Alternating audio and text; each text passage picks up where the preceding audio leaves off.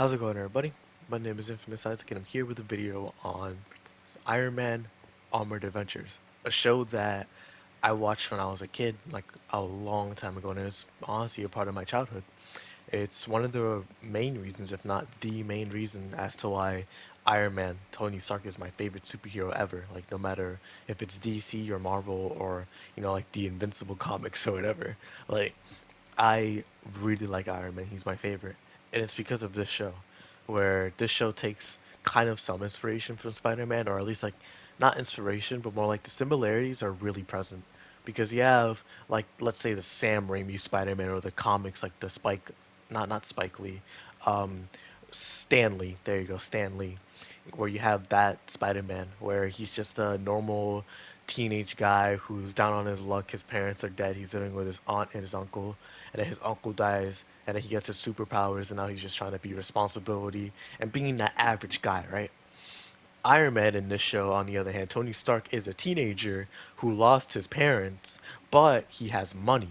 So he has to grapple with like, hey, I I'm not spoiled, but I'm affluent type thing. So I have a lot more opportunities than most people, but that doesn't mean that I haven't gone through my own struggles, right? And he goes through his own thing. He's a teenager by day, who's a superhero by night, stopping all these villains running around in his city in Manhattan, basically. And you have people like Obadiah Stane, you have the Unicorn guy, you have the Scorpion guy who are like duos together. You have this Russian suit. I forgot. I think it's the Dynamo. You have I'm about to call him MF Doom, Doctor Doom. You have Doctor Doom, he shows up. You have Hulk who shows up throughout some of this. I don't remember if Wolverine does, but you have Hawkeye and Black Widow who show up as well. Just some really cool characters. You have the Mandarin as well. Just some really sick people. And I don't remember if the Fantastic Four showed up. I don't think so, but it was just some awesome things because you have all these superheroes from Marvel, right? And I don't have much attachment to most of them. Only one I had attachment to was Tony Stark because that was one of the first superhero shows that I watched. With before that being the movie, the Sam Raimi Spider-Man trilogy, and it was in Spanish, so it was like, I don't remember it too well. So this was my real introduction to Tony Stark, and just like that Marvel universe entirely, and it was awesome. I remember watching those episodes day in and day out whenever they would air on Nicktoons, and it was just so sick because I remember one of the most prominent memories in my childhood was watching Tony fight I think the Crimson Dynamo. I think that was his name, even though he was white or something like that. But well, white like the suit, not the complexion. But he fought him, and I remember the scene in the intro and in the episode where he literally spears him like he's Brock Lesnar, and he just hits him from the back, like pause, in the spine, bro. It's crazy. My man really hit him crazy. It was awesome. One of my favorite memories from that show because it just had so much flair to it. It had so much flair. And it was breathtaking. Not like, wow, this changes everything. More like, this has special memory in my heart because of the nostalgia and the memories that I have for it. And I'm not speaking from the place of like, oh, it's been 10 years since I watched this show. I watched it like last year. I gave it a rewatch last year, and it was awesome. I'm surprised I didn't make a video on it. So honestly, I'm making it now because I still wanted to talk about it. But I did rewatch it and I enjoyed it. At the end of the day, it's a kids show, so it has those issues of like, if you prefer or not, the no continuity between episodes unless if it's like an overarching arc or character. Like let's say the Mandarin, right? Gene has an overarching character plot. So while he may have episodes where they don't have continuity afterwards, the main actions that he does do. So it's like in the overarching plot they matter. But in the season type thing, it's like okay, whatever. But if you don't mind that, where it's like, oh, every episode's a new thing and it's not just like continuous plot, then you're gonna be fine, because it's a normal superhero show. Like, granted, some episodes have like the part one and part two for certain arcs, but it's only on rare occasion, so it's like whatever. And one thing I do have to complain about though is like the first season was more about Tony, and just some superheroes showing up, maybe like two or three. But then season two was more like, let's get all the guests appearances as many as we can. Where like Hawkeye and Hulk showed up way more in this than in other seasons.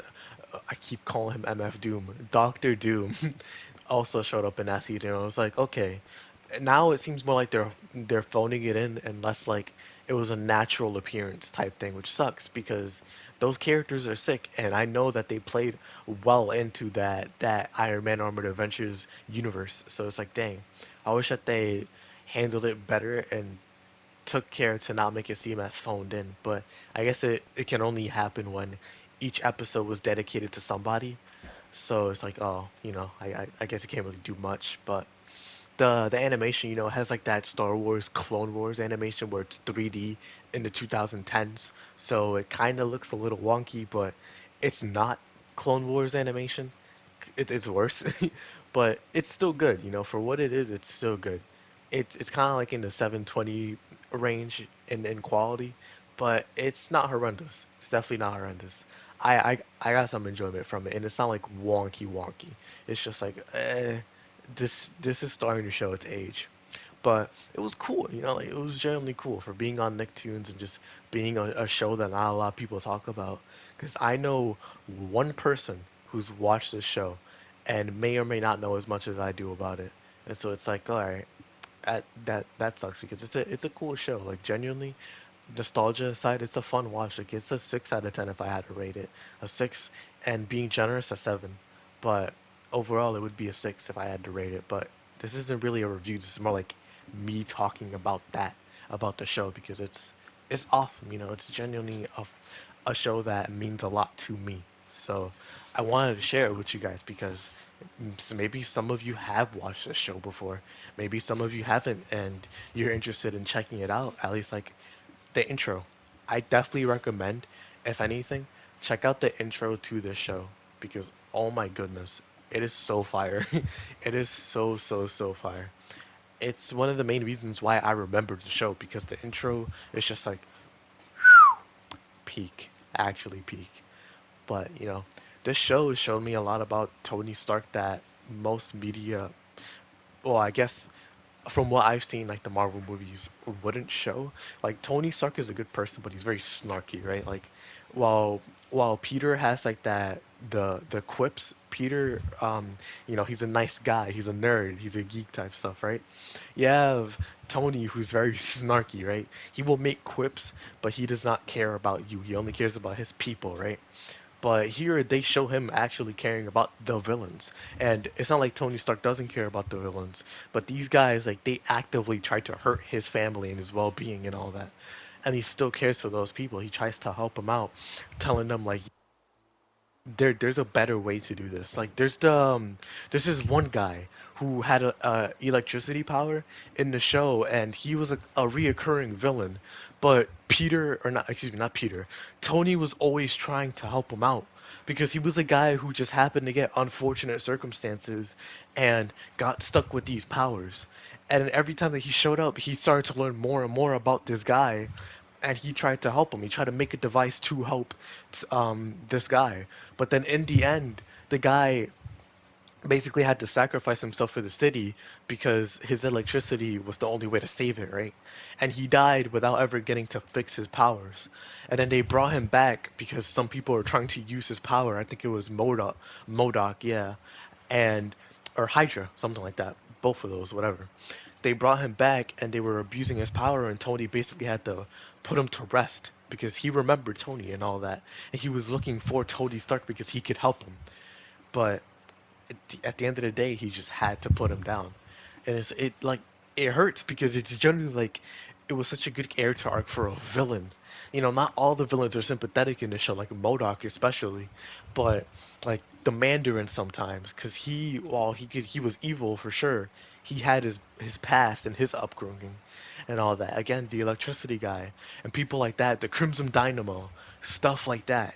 You know, and Obadiah Stane too. Like there was so many people that just had so many well fleshed out backstories in the show that probably came from the comics, but still in the show it was awesome. Like so many characters had so much writing Tony, Rhodes, or excuse me, Rhodey and Pepper as well.